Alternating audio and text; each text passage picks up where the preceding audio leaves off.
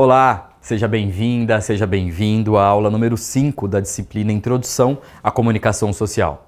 Nessa aula vamos tratar de algumas teorias da comunicação.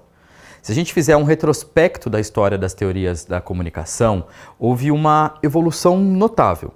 Uma evolução que reflete as mudanças sociais e tecnológicas ao longo do tempo. Bem, a gente vai começar pela teoria hipodérmica. Ela é a primeira teoria da comunicação.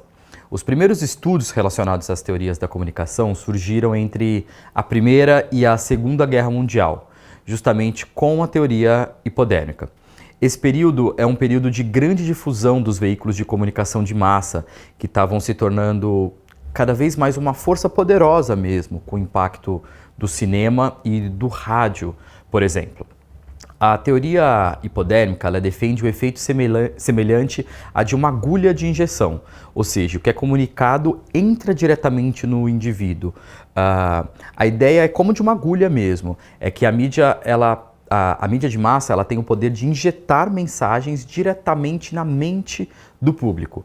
Por isso essa teoria também é conhecida como teoria da agulha hipodérmica e também ela é conhecida como a teoria da bala mágica ou Mass Communication Research. Nessa teoria, a gente passa a falar do conceito de massa que a gente viu na nossa aula anterior, você se lembra? E de acordo com essa teoria, que é a teoria hipodérmica, o conteúdo que os veículos de mídia distribuem, ele é apropriado por todos os indivíduos e sempre da mesma forma. Então, o objetivo da comunicação, segundo a teoria hipodérmica, é de manipular as pessoas. Essas pessoas que são membros de uma massa, ou seja, essas pessoas não têm valores nem diferenças na personalidade, né? Então, em resumo, a teoria hipodérmica ela defende a influência da mídia na manipulação das massas, moldando suas atitudes e comportamentos, e de uma maneira uniforme. Outro ponto aqui importante é que, de acordo com essa teoria, o público ele é visto como passivo.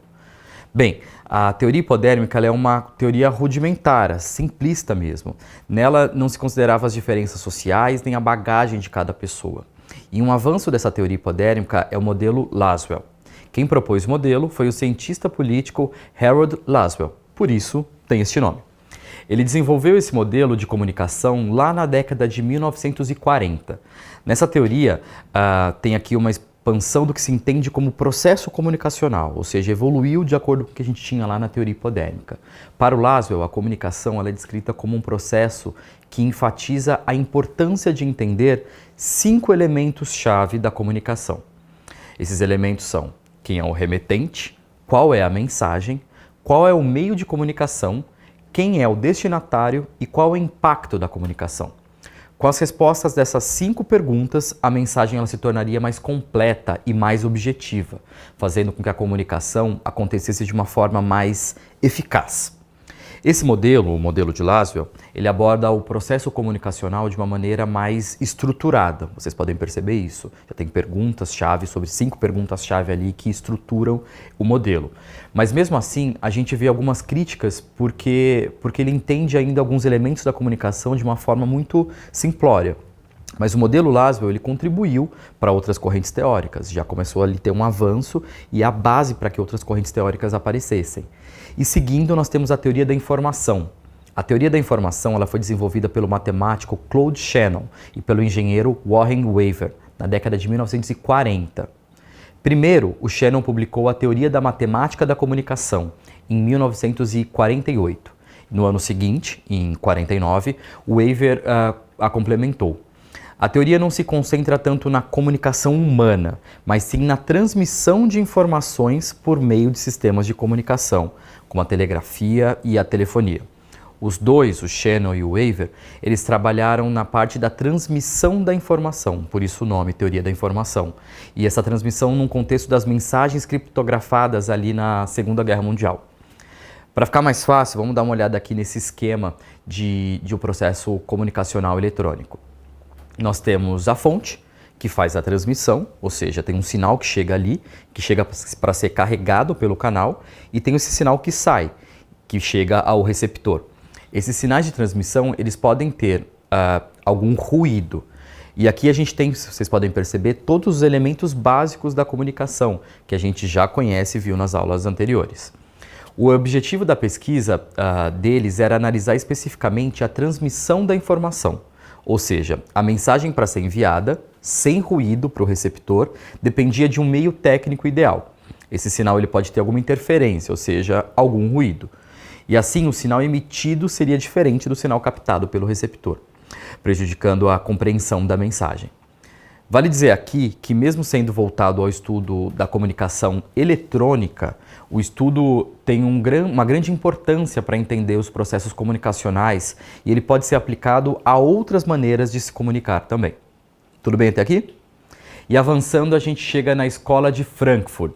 A Escola de Frankfurt, ou conhecida também como Escola de Teoria Crítica, ela é representada por um grupo de intelectuais da Alemanha. A Escola de Frankfurt tinha pensadores como Adorno e Horkheimer.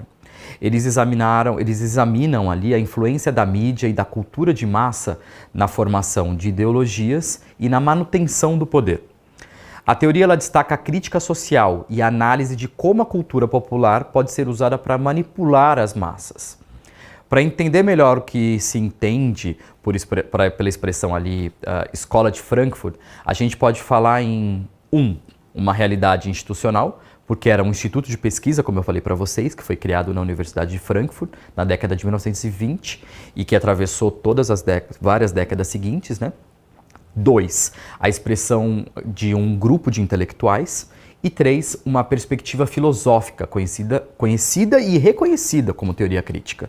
Tem 2 conceitos importantes que são apresentados nessa corrente teórica e que precisam ser explicados: o superestrutura e infraestrutura.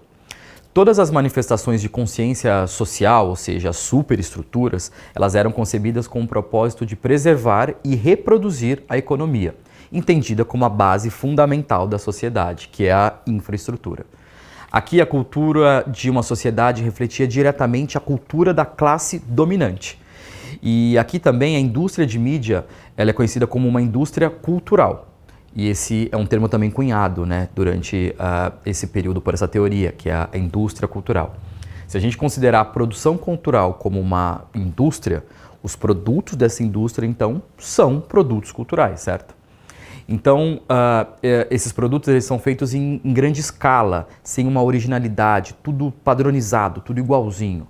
A teoria crítica analisava, como o próprio nome já fala mesmo, né, de uma maneira crítica, os meios de produção cultural da época. O cinema, o rádio, o jornal, a revista. Eles formavam um sistema.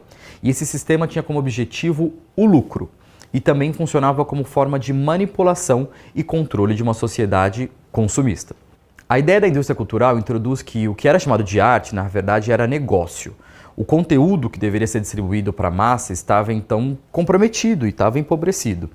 Em resumo, o produto cultural, na lógica da teoria crítica, na Escola de Frankfurt, ele é padronizado e ele é fruto do capitalismo, para ser consumido em larga escala. Tudo bem até aqui? E por fim, mas não menos importante na nossa aula, a gente vai falar de semiótica. A semiótica é o estudo dos signos na comunicação, com foco na interpretação e no significado. A semiótica ela é uma ferramenta muito valiosa para entender a linguagem visual, os símbolos e os significados culturais. E esses signos eles podem ser classificados em índices, ícones e símbolos. Nos índices tem uma relação de causa. Por exemplo, uma pegada na areia significa que alguém passou por lá. Os ícones têm uma relação de semelhança. Uma foto de uma pessoa é um ícone dessa pessoa, assim como uma estátua de alguém representa aquela pessoa. E nos símbolos a relação ela é convencionada, ela tem que ser de certa forma aprendida. Por exemplo, convencionou-se que a bandeira do Brasil é o símbolo do Brasil. Tudo bem até aqui, gente? A gente termina por aqui a nossa aula e a gente se vê na próxima aula para falar de outras correntes teóricas. Até lá!